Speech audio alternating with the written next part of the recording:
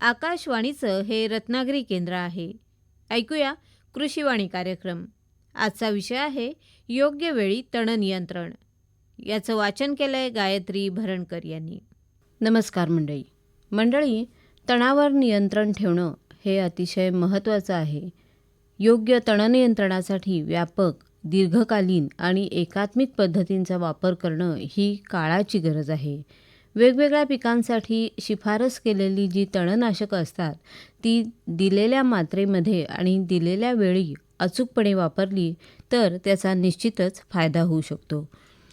उगवणीपूर्व तणनाशकं फवारणीसाठी flat fan किंवा flood jet nozzle वापरावं. जमिनीमध्ये त्यावेळी ओल असावी. एक समान फवारणी करावी. ढेकळंरहित जमीन, स्वच्छ पाणी असणं आवश्यक आहे.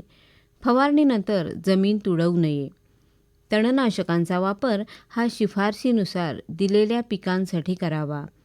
दिलेल्या वेळी आणि दिलेल्या मात्रेमध्ये तो करावा. तणनाशकाची मात्रा क्षेत्रानुसार वापरावी, पंपानुसार नाही.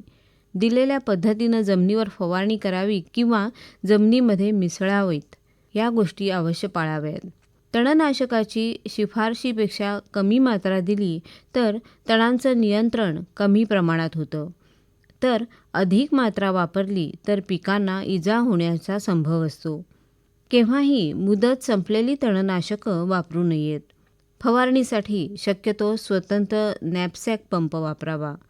परंतु ते जर शक्य नसेल तर त्याचप्रमाणे कीटकनाशकं फवारणी करण्यापूर्वी पंप 2 ते 3 वेळा साबणाने स्वच्छ धुवून तो वापरावा. फवारणी करताना जमीन ढेकळेरहित, भुसभुशीत अशी असावी.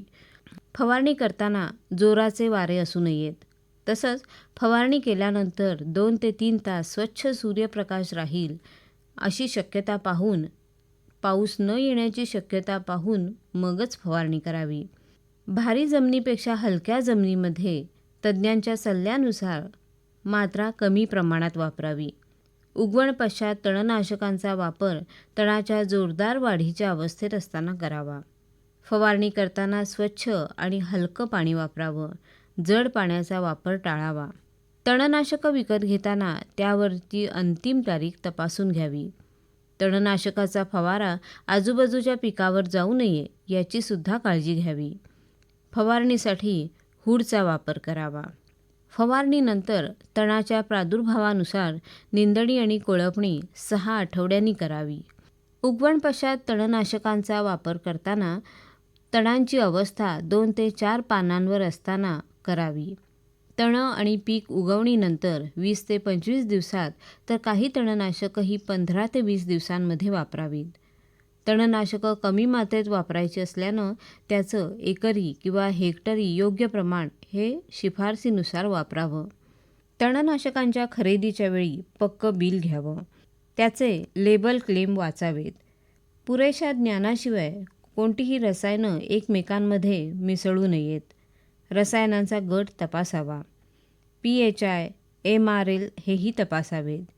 पेरणी किंवा लागवडीपूर्वी संबंधित बियाणांवर कोणती बीजप्रक्रिया केली आहे हे तपासूनच मग पुढची बीजप्रक्रिया करावी.